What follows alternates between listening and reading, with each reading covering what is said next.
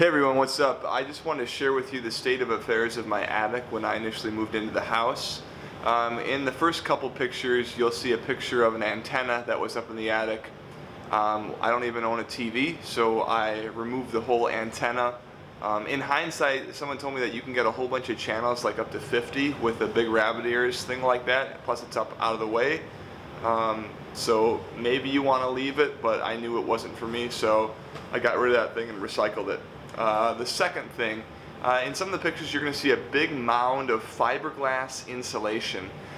The reason there's a big mound of fiberglass insulation is because of something called wind washing. Wind washing is when air comes in through the part of your roof that overhangs. This area is called the soffit. So if here's the side of your house and here's the roof, this little spot that overhangs the siding is called the soffit. Wind gets in there and it blows all your insulation back, and then you have no insulation on that part of your roof. I mean, no insulation on that part of your ceiling, so that's not a good thing. Huge mound in that one area, so that needs to be taken care of by putting the insulation back and then putting in some baffles to direct the air when it comes in up and above the insulation, so it doesn't blow the insulation around. You can see all of the, I forget if they're called the ceiling joists, but the pieces of wood that go across. And that's because I only have about 4 or 5 inches of blown fiberglass insulation in my attic. After I've hence done some work, and I have the equivalent basically of R10. That means that the R value of insulation is its resistance to heat flow. You want insulation that has a very high resistance to heat flow. If you are in the Madison, Wisconsin area, they recommend code today is a minimum of R49 and a maximum of R60. So in my attic, a 1953 or 54 house, I've got up there R10. That's embarrassing. Okay, so that needs to be fixed. If you can see the tops of your wooden joists in your ceiling, you need more insulation. You're going to see a picture of a bunch of fiberglass bats that are kind of wrapped around. They're yellow. They're wrapped around the bathroom fan. Okay, they're just trying to insulate it probably, and actually they're probably trying to air seal it. I'm going to rip all that out, and we're going to stop, drop, and air seal before we do anything else. There's one other set of pictures in there, and it's a picture of the side of my chimney. And next to the chimney, you can see some water marks there. That's because basically water's coming in from the roof, going through the roof, and dribbling down the side of the chimney. So water issues are the #1 thing that you need to fix on a house to ensure its longevity. That comes before any sort of cosmetics, or before air sealing, before insulation. Water will destroy a building.